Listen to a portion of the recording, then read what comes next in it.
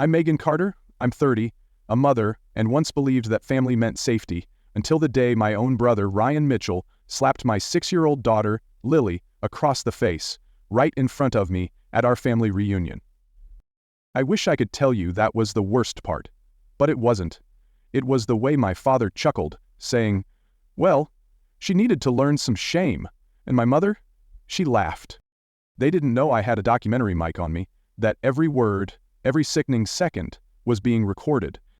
They thought no one would believe me, that they'd bury this like every other cruelty they've excused with whine and whispered apologies. But they were wrong, because I didn't scream. I didn't cry. I pressed save recording.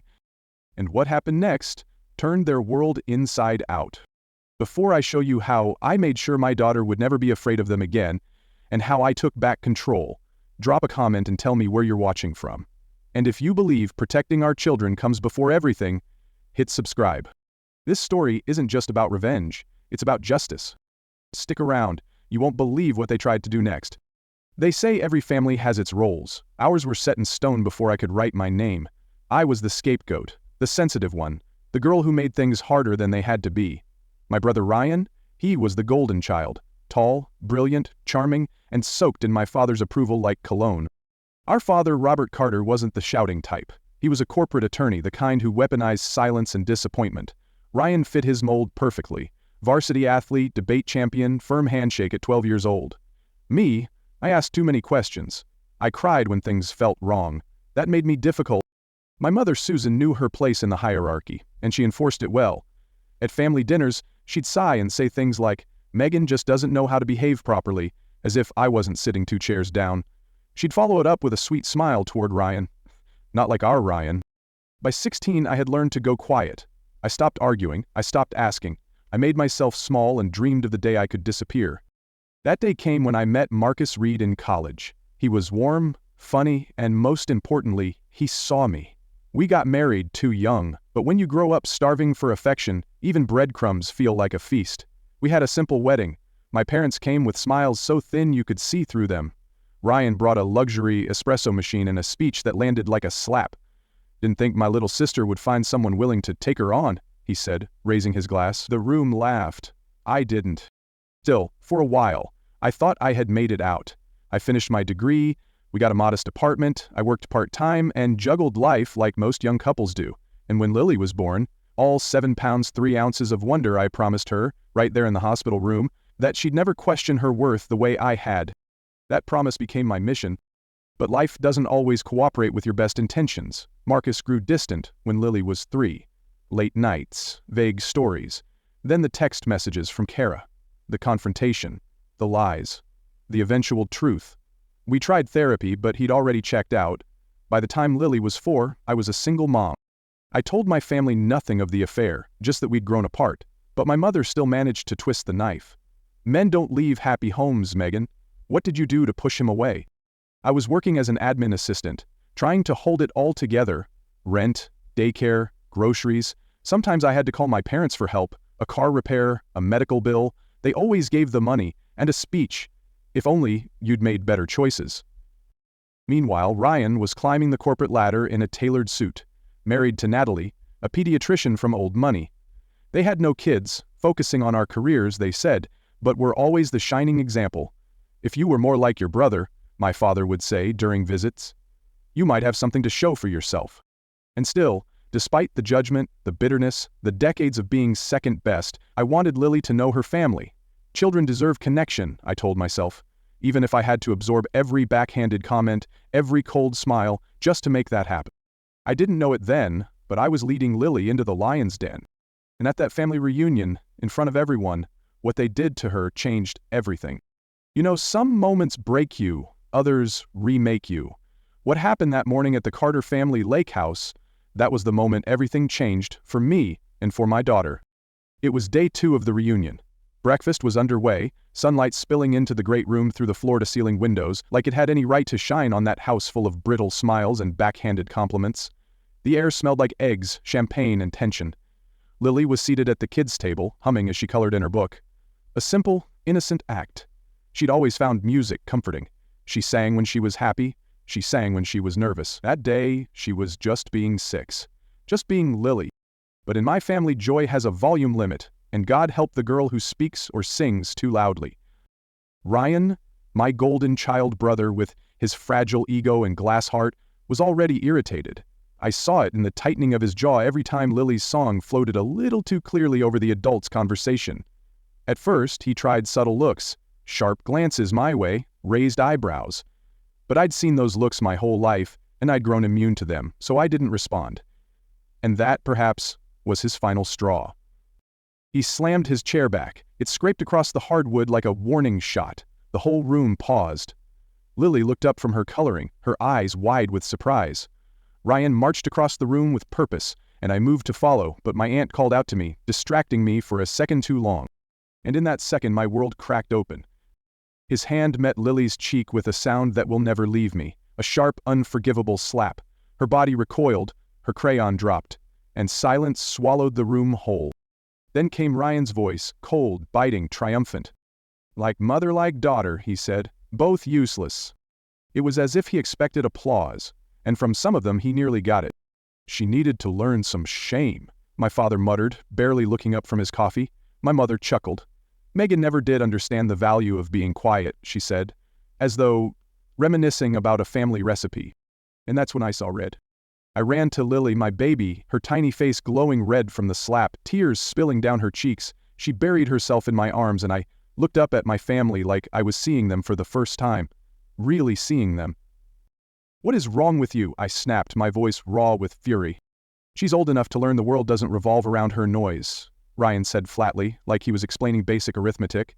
Maybe if someone had taught you that, you wouldn't be a divorced secretary raising a brat alone. I stared at him. Administrative assistant, I said mechanically. And she's not a brat, she's a child. Singing. But it didn't matter. To them, that slap was discipline. To me, it was the sound of a cycle trying to repeat itself through my daughter, and I wasn't about to let it. Then I remembered something. Paul, my uncle, the camera. He was standing stiffly behind his tripod, white as a sheet. The boom mic was still mounted. The family documentary they'd been recording, still rolling. The wireless microphones, discreetly placed around the room, still live. Every word, every action, every cruelty, captured. And in that moment I realized something Ryan didn't. He'd handed me the truth. On tape.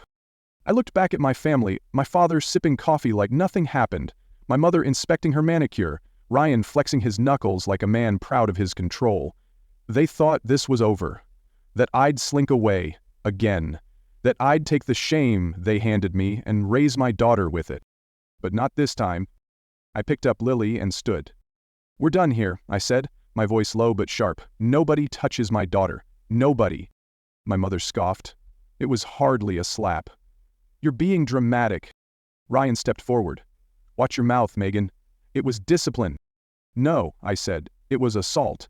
And now, it's documented. You could see the flicker of recognition pass through him. Paul's presence, the microphone, the camera. And that's when I knew I finally had power. Not just words, proof. As I turned toward the stairs, Lily clinging to my neck, Ryan called out, running away again? That's all you've ever been good at. But this wasn't running. This was retreat with purpose. Because this wasn't over. Not by a long shot. What they didn't know was that something had fundamentally shifted. The rules of our family's game, of silence, of denial, of protecting the golden child at all costs, were gone. My brother had crossed a line that could never be uncrossed, and thanks to my father's obsession with documenting our so-called legacy, I had more than just my memory to rely on. I had proof. That night, in a borrowed guest bedroom, I held Lily against my chest as her hiccuping sobs softened into sleep. The red mark on her cheek had faded to a dusky outline, but the imprint it left on me was raw and permanent. I dipped a washcloth in cold water, pressing it gently to her skin, trying to soothe a wound far deeper than flesh. She blinked at me, tear-stained and confused. Mommy? Was I bad? There are moments in life that divide you, who you were before and who you'll be after. That question was mine. No, baby, I said, swallowing the lump in my throat. You weren't bad. Uncle Ryan was wrong. Very, very wrong.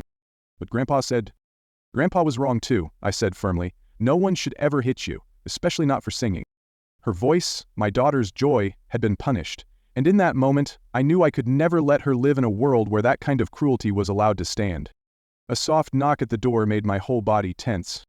"It's Paul," came the quiet voice from the other side. "Can I talk to you for a second?" "Alone?" I opened the door a crack, wary.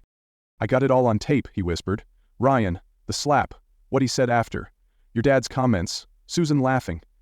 I'll get you a copy before they ask me to delete it." I stared at him, my mind spinning.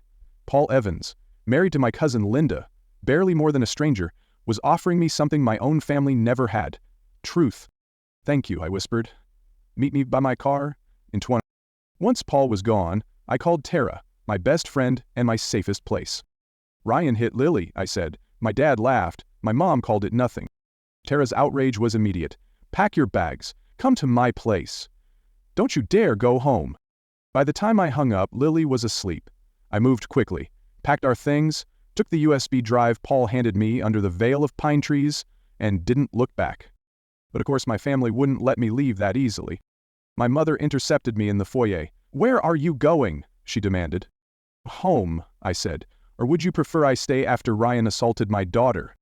"It was a tap," she snapped. "You're being dramatic, as always." "A tap doesn't leave a handprint," I said, shifting Lily so she could see the bruise. Her eyes flickered just for a second. Doubt. Then it vanished. "Children bruise easily," she muttered. "Would it be nothing if someone slapped you for talking during breakfast?" I asked. "That's different. Adults don't need discipline." "Neither do children," I said. "They need love. And safety." Then came the man himself, Ryan, glass of whiskey in hand, smirking like the king of a crumbling kingdom. "Running again, Meg? Poor parenting getting hard?" I didn't flinch. "The only thing I'm running from is the lie this family's built on." And then I walked out. Tara welcomed us with open arms, tucking Lily into bed like she was her own. When the apartment finally fell quiet, we plugged in the USB. "Are you sure you want to hear it again?" she asked. "I have to," I said. "I need to know exactly what I'm fighting." It was worse than I remembered. The slap. Ryan's voice calling us useless. My father saying Lily needed to learn shame. My mother laughing, like it was all normal. "Jesus," Tara whispered. "This is abuse." "I know," I said, "but what do I do about it?" "Go to the police," she said. "That's assault." I nodded. "Maybe. But they'd twist it, say I'm unstable, vindictive, that I'm making it up." "But you have this," she said, gesturing to the laptop. "Which might not be admissible," I replied. "But even if it is, Ryan works for Meridian Financial. They pride themselves on ethics. He's bragged about their morality clause." Tara raised an eyebrow. "So what? You go public?" "Maybe," I said. "Maybe this isn't about money or courtrooms. Maybe it's about truth. And consequences." The next few days were a blur of appointments. Dr. Winters, Lily's pediatrician, documented the fading bruise and referred us to a child psychologist. "She's experiencing trauma responses," she said gently. "Clinginess, fear, nightmares. Therapy will help, but it'll take time." Then I sat down with Lisa Davies, my old college friend turned attorney, and played the recording. "This," Lisa said, eyes wide, "this is a career ender. If you wanted to go public, to hold him accountable, there are ways." "I don't want money," I said. "Good," she replied, "because what you do have is leverage." I left her office with a new kind of resolve. What Ryan did to Lily wasn't just a betrayal, it was a warning. And I would make sure the world heard it loud and clear. Not just for Lily, for every child who's ever been told they deserved pain, for every woman who's ever been silenced by the people who should have protected her most. This wasn't just about family anymore. This was about justice. And I wasn't backing down. They say the truth will set you free, but they never talk about how much destruction that truth can bring first. The night Lily woke up screaming was the night I stopped hoping things would resolve quietly. I'd been sitting at Tara's kitchen table, cradling a lukewarm cup of tea, when her cry ripped through the baby monitor. I sprinted down the hall and found her tangled in blankets, soaked in sweat, whispering, "Uncle Ryan was chasing me. He wanted to hit me again." Because I was singing. That moment gutted me. Because you can clean a wound, press ice to a bruise, but how do you scrub fear from a child's mind? How do you unteach shame? It was then that I realized Ryan hadn't just hit my daughter. He had cracked the very foundation of her self-worth. And the rest of my family had stood by and laughed. So I did what my family never expected. I fought back. The next morning I started assembling the truth, piece by piece, like a puzzle only I could see the edges of. The audio clip Paul gave me became the cornerstone. I had it professionally cleaned up, No edits, just clarity. Ryan's voice was crisp, his slap echoed through the recording like a gunshot in a chapel. My father's smug comment, "Well, she needed to learn some shame," and my mother's bright, chiming laugh followed. Not a single voice raised in protest, only Lily's muffled sobs. I paired the audio with a neutral write-up. No dramatic flourishes, just the facts. Then I turned my attention to Ryan's public life. Meridian Financial, his employer, had a well-known zero-tolerance policy for ethical violations. He also sat on the board of a children's charity and mentored teens in the Westlake Business Leaders Program. Funny how a man, trusted to guide youth, had no issue slapping a child for singing. So I did something bold. I drafted 3 emails. The first to Meridian's executive board, the second to the Children's Future Foundation, and the third to the leadership at Westlake. Each message included the audio, the timeline, the bruise documentation from Lily's doctor, and a statement from her psychologist, Dr. Garner, confirming signs of trauma consistent with abuse. My tone was measured, restrained. I wasn't asking for vengeance, I was asking for accountability. I requested confidentiality for my daughter's privacy, but made one thing clear. A man who behaves this way around children should not be given power over them. Tara watched as I hovered over the send button.